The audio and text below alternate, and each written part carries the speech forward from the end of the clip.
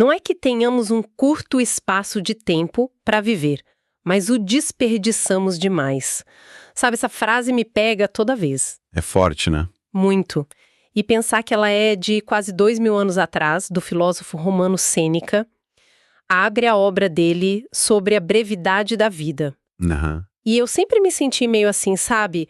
Culpada por sentir que o tempo voa. E esse texto pareceu um manual de instruções. Sim.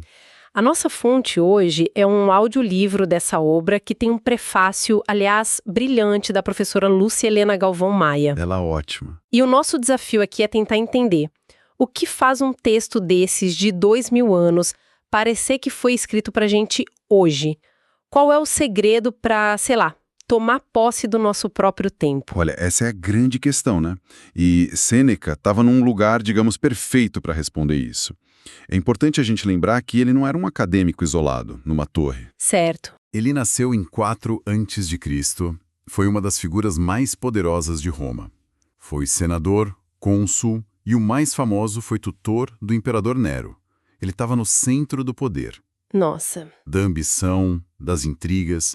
Ele via de perto o que a vida ocupada fazia com as pessoas. Então ele não estava filosofando de longe, ele estava literalmente no olho do furacão. Exatamente. E o final dele foi bem trágico, não foi? Foi. Acusado de conspirar contra o próprio Nero, ele foi forçado a cometer suicídio. Uma ironia, né?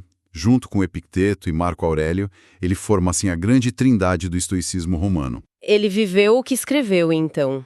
E é por isso que o estoicismo, a filosofia dele, ressoa tanto hoje em dia.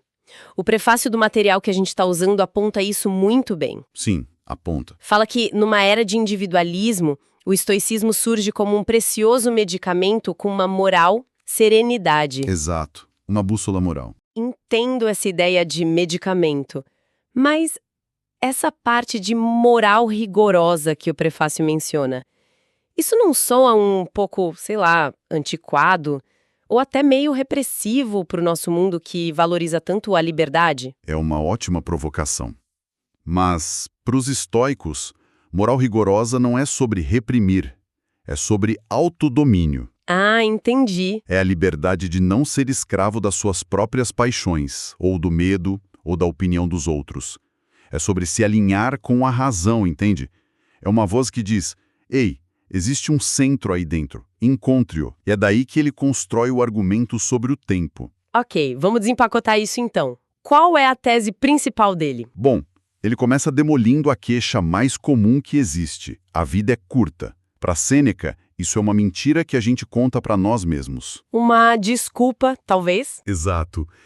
Ele diz que a vida é longa o suficiente para realizar as coisas mais grandiosas se for bem investida. A analogia que ele usa é brilhante. Qual é? Uma imensa fortuna na mão de um péssimo administrador some, mas uma riqueza modesta, bem gerenciada, cresce. A nossa vida é assim. Não recebemos uma vida curta, nós a encurtamos. Faz todo sentido. Mas na prática a gente sente o tempo escorrendo. Onde é que ele se perde? Sêneca fala sobre esses ralos por onde a vida escapa. Fala assim. E tem também a percepção, né? 10 minutos esperando algo parecem uma vida, mas 2 horas numa boa conversa... Voam. Exato! Você tocou no ponto que a Lúcia Helena explora no prefácio. Os relógios mentem. O tempo não é objetivo, ele é preenchido pela nossa consciência. Pela presença. Pela presença. A memória, diz ela, só guarda o que foi vivido com corpo e mente juntos. E sobre os ralos, Sêneca os chama de ladrões de tempo. E o maior deles é a tal da vida ocupada. Ah, a glorificação do estar ocupado. Parece que se a agenda não está lotada, a gente não está produzindo. É o status da nossa geração. É exatamente isso. Sêneca descreve pessoas consumidas por uma ganância que nunca se satisfaz, por tarefas inúteis, por uma ambição que depende da aprovação dos outros. Pessoas que passam a vida se preparando para viver. Isso. E a frase dele é um soco no estômago. A parte da vida que realmente vivemos é pequena, pois todo o resto da existência não é vida, mas apenas tempo. É tempo cronológico, não tempo vivido. Tempo vazio? Precisamente. E aqui vem a contradição que ele expõe de forma genial. Ele diz que as pessoas são ferozmente protetoras com suas propriedades. Ninguém deixa um estranho entrar em casa e levar os móveis. Claro. Brigam por um palmo de terra, mas deixam qualquer um invadir sua vida, roubar seu tempo, que é o único bem que não dá para recuperar. Nossa. É verdade. São mesquinhas com dinheiro, mas esbanjadoras com a única coisa que realmente possuem. É a síndrome do depois a gente marca, né? A gente troca essa mensagem por meses com um amigo. É isso. Protegemos a carteira, mas deixamos a agenda aberta para qualquer um. Sêneca nos convida a fazer um balanço disso, certo? Sim, ele pede pra gente ser nosso próprio contador. Anota aí. Quanto tempo você gastou com um credor, um chefe, uma briga de família, com bajuladores, correndo pela cidade para cumprir obrigações sociais que não te acrescentaram nada? O resultado deve ser assustador. Quando você faz essa conta de Sêneca, percebe que tem muito menos anos vividos do que seu RG afirma. Essa falta de controle me lembra outra imagem poderosa que ele usa, a do náufrago em alto mar. A pessoa sem um objetivo vive ao sabor das marés, né? É uma metáfora perfeita para a vida sem propósito. Você está à deriva, mas Sêneca diz, imagine que, no meio dessa tempestade, alguém te joga a ponta de uma corda, e você sabe que a outra ponta está amarrada em terra firme. Tudo muda. Tudo muda. De repente, existe um caminho. A agitação continua, mas agora cada remada tem um sentido. Esse propósito é a corda.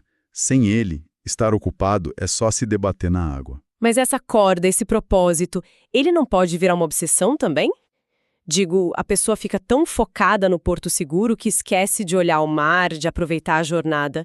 Não seria só trocar um tipo de escravidão por outra? Que pergunta fundamental. Acho que Sêneca diria que um propósito verdadeiro, um propósito estoico, não é uma meta externa, tipo ficar rico.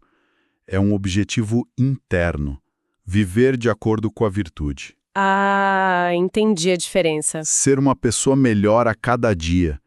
Esse tipo de propósito não te cega para a jornada. Pelo contrário, ele te dá olhos para vê-la, te força a estar presente. E isso nos leva à raiz do problema, a falta de autoconhecimento. Se você não sabe quem é, como vai saber para qual terra firme quer ir? E como a gente descobre isso? Ele dá alguma pista? Ele faz uma pergunta simples, mas demolidora. Qual foi o momento do teu dia que te tornou mais feliz? Uau! A resposta quase nunca é a grande festa, a reunião importante. Geralmente é um momento pequeno, uma conversa sincera, o contato com a natureza. E a gente não para pensar nisso. Não temos tempo. E a busca frenética pela aprovação dos outros, pelas conexões. Muitas vezes é só uma fuga barulhenta do silêncio de não sabermos quem somos. E essa fuga leva a um dos piores hábitos, o de adiar a vida. Deixar para si mesmo só as sobras. É aquela pessoa que fala, quando eu me aposentar, quando os filhos crescerem. Depois que eu pagar essa dívida. Exato. Aí sim eu vou cuidar de mim, vou estudar o que gosto, vou buscar um sentido para a vida. É o grande engano. Sêneca alerta. Nada garante que a gente vai chegar nesse dia.